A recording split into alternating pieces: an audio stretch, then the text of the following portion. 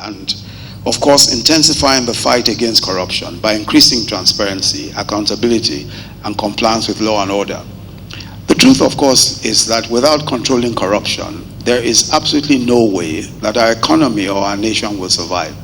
There are some people who have been suggesting that perhaps we should slow down on corruption, slow down on this fight against corruption, as if government sits down and talks every day about corruption. That's not what happens. We don't hold meetings about corruption. We have decided there's a policy on corruption.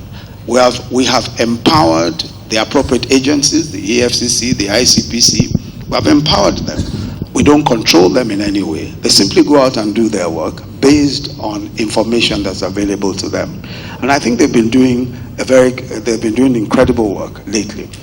But the truth of the matter is that there is a fight back. Corruption is obviously fighting back, and corruption has tremendous resources in this country because for years it has been tolerated. So there are hundreds of Nigerians who have billions in their arsenal who are prepared to do anything to ensure that the fight against corruption does not succeed.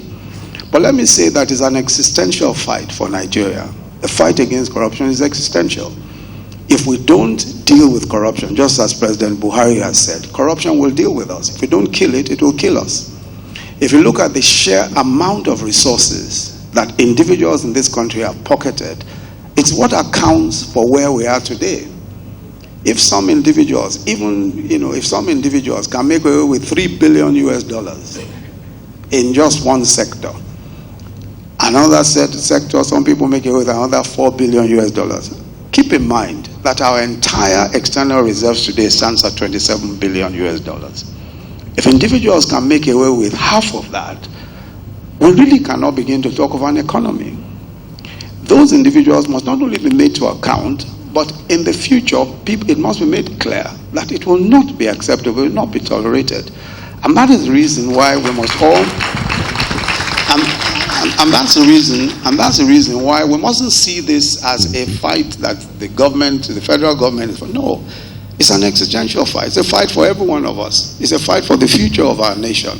And those who have acquired the resources and who are determined to use those resources to fight back and to undermine the government and undermine the economy of the country must be prevented from doing so. And I think that, there's no question at all about the determination of the federal government led by President Buhari to ensure that whatever it takes, people are held to account. Those who have stolen public funds are held to account. But more importantly, that the example is set that no one repeats this in the future.